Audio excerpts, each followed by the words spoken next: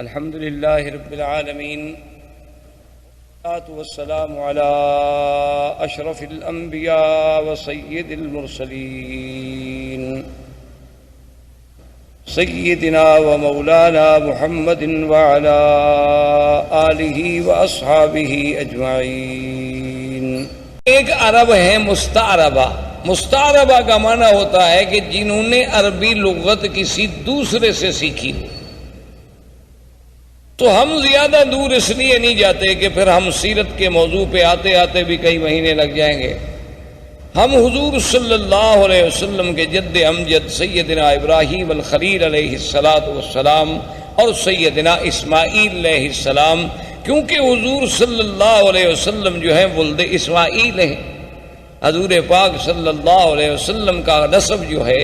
آپ کا سلسلہ انساب جو ہے، وہ سیدنا اسماعیل علیہ السلام تک جاتا ہے، اور پھر سیدنا اسماعیل علیہ السلام سے سیدنا آدم علیہ السلام تک۔ لیکن اگر ہم اسی سلسلے کو پھر ابتدا سے دیکھیں، یعنی ابتدائے آفرینش سے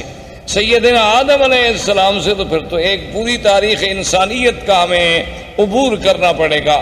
لیکن اگر ہم سیدنا اسماعیل اور سیدنا ابراہیم علیہ السلام سے شروع کریں تو ایک تو ہم قریب آ جائیں گے، اور دوسرا ان سے حضور کا براہ راست تعلق ہے کہ حضور صلی اللہ علیہ وسلم ولد اسماعیل۔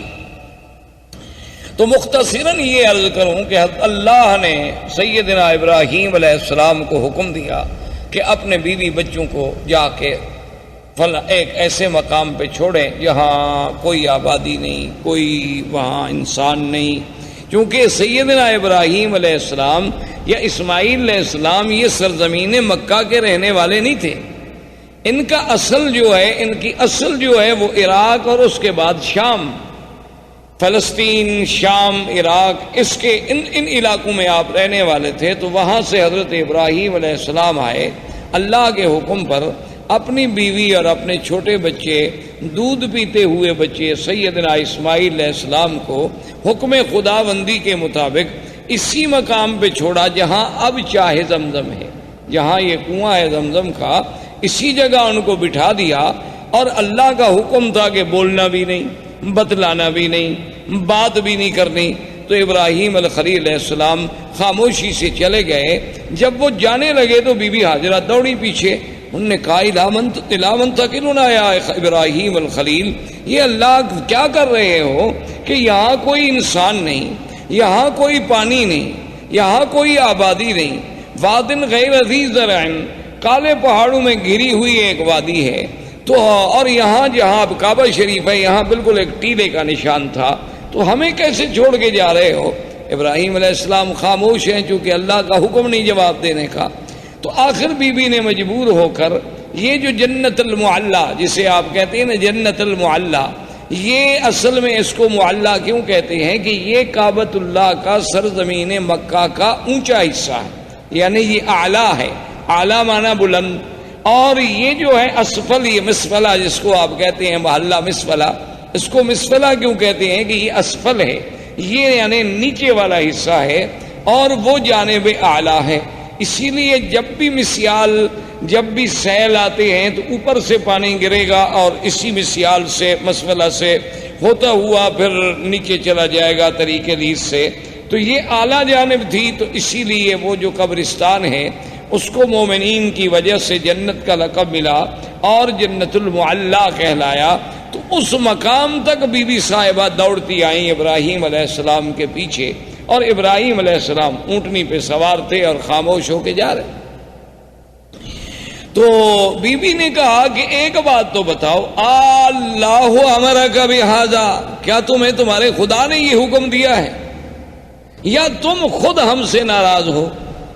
بھئی خامن جو اپنے بچوں کو چھوڑ دے کو وجہ تو ہوگی نا، اپنی بیوی بچوں کو چھوڑ کے جا رہے ہیں، اور چھوڑ بھی ایسی جگہ جا رہے ہیں نا، یہ تو نہیں کہ ان کو سسرال میں بھجوا دیا، بچوں میں بھجوا دیا، کسی بھائی کے گھر میں بھجوا دیا، ایک ایسے مقام پہ چھوڑ دیا کہ وادن غیر ذی زرع، جہاں کچھ بھی نہیں۔ تو جب انہوں نے یہ کہا تو اللہ نے حکم دیا کہ جواب دیں، تو آپ نے فرمایا ان اللہ امرنی، اللہ نے مجھے حکم دیا ہے، میں اللہ کے حکم کے بغیر تمہیں نہیں چھوڑ کے جا رہا۔ تو اب بی بی کے قدم رک گئے، اور علماء نے لکھا ہے کہ بی بی نے فرمایا کہ اذن لا یضیعنا. اور ایک روایت میں یہ بھی آتا ہے کہ بی بی نے کہا حسبنا اللہ ونعم الوکیل، کہ اب تم خلیل جاؤ، ہمیں بھی اللہ کافی. اگر اللہ نے حکم دیا ہے نا تو پھر اللہ ہمیں ضائع نہیں کریں گے، کیونکہ اگر اللہ نے حکم دیا ہے کہ ان کو یہاں چھوڑ دو، تو اگر اللہ ہمیں مارنا چاہتے تو وہیں فلسطین میں مار دیتے، اللہ ہمیں کچھ سزا دینا چاہتے تو وہیں شام کے علاقے میں دی جا سکتی تھی. تو اس مقام پہ چھوڑنے کا جو حکم تمہیں تمہارے رب نے دیا ہے تو اذن لا یضیعنا، اب وہ خدا ہمیں ضائع نہیں کریں گے. اور ایک روایت میں ہے کہ بی بی کی زبان مبارک سے جو کلمہ نکلا وہ کلمہ تھا حسبنا اللہ ونعم الوکیل. تو اس لیے آپ بھی ویسے اس کلمے کو یعنی ہر مشکل میں، کیونکہ اس کی وجہ یہ ہے کہ جب حضرت خلیل کو آگ میں ڈالا گیا ان کی زبان سے بھی یہی کلمہ تھا حسبنا اللہ ونعم الوکیل. اور جب جنگ احد میں صحابہ پر دشمنوں نے حملہ کیا اور یہ کیفیت تھی کہ ضاقت علیہم الارض بما رحبت، اللہ کی وسیع سرزمین تنگ ہو گئی، یعنی بالکل اب یقین ہو گیا ہلاکت کا، اس وقت بھی صحابہ کی زبان سے نکلا حسبنا اللہ ونعم الوکیل. سیدہ عائشہ صدیقہ رضی اللہ تعالی عنہا پہ جب تہمت لگی، اتنا بڑا الزام لگا امہات المؤمنین پہ، عصمت رسول پاک پہ، تو جب سب سے پہلے بی بی کو خبر ملی کہ آپ پر یہ الزام لگا ہے تو بی بی کی زبان سے نکلا حسبنا اللہ ونعم الوکیل. تو اس لیے علماء نے اس پر بڑی کتابیں لکھی ہیں، القول الجمیل فیما جاء فی فضل حسبنا اللہ ونعم الوکیل. تو ہر مصیبت میں اور ہر مشکل میں، ظاہری مشکلات، باطنی مشکلات، دنیاوی مشکلات، نوکری کی مشکلات، دشمنوں کی مشکلات، اگر اس کو آدمی یقین کامل سے پڑھے تو اللہ تبارک و تعالیٰ کی رحمت سے، کیونکہ جس نے پڑھا ہے اس کی اللہ نے مشکل حل فرما دی ہے. اس لیے علماء نے لکھا ہے کہ یہ کلمہ مبارک ایک اکسیر ہے، یعنی ایک ایسا ہے کہ جس چیز کو لگاؤ سونا بنا دے، لیکن شرط یہ ہے کہ اس پر ایقان ہو، ایمان ہو، یقین ہو. اور پھر پڑھنے کے لیے کوئی حد نہیں، وضو ہے نہیں ہے، ڈیوٹی پہ ہیں آپ، چل رہے ہیں، گھر میں ہیں، بیٹھے ہیں، جب یاد آیا تو پڑھ لیا. اور جس مشکل کے لیے پڑھیں گے اللہ کی رحمت سے فانقلبوا بنعمت من اللہ وفضل لم یمسسہم سوء. اللہ نے فرمایا کہ جب میرے مدنی کے صحابہ نے اس کلمے کو پڑھا تو ہم نے پھر ان کو نعمتوں کے ساتھ واپس لوٹایا، ان کو ذرا سی بھی پھر ہم نے تکلیف نہیں پہنچنے دی. تو اللہ تبارک و تعالیٰ کے یہ کلمہ مبارک بی بی کی زبان سے بھی علماء نے لکھا ہے کہ نکلا اور بی بی واپس آ گئی. تو اللہ تبارک و تعالیٰ آپ کو بھی اور مجھے بھی حضور کی سیرت پر عمل کرنے کی توفیق عطا فرمائے.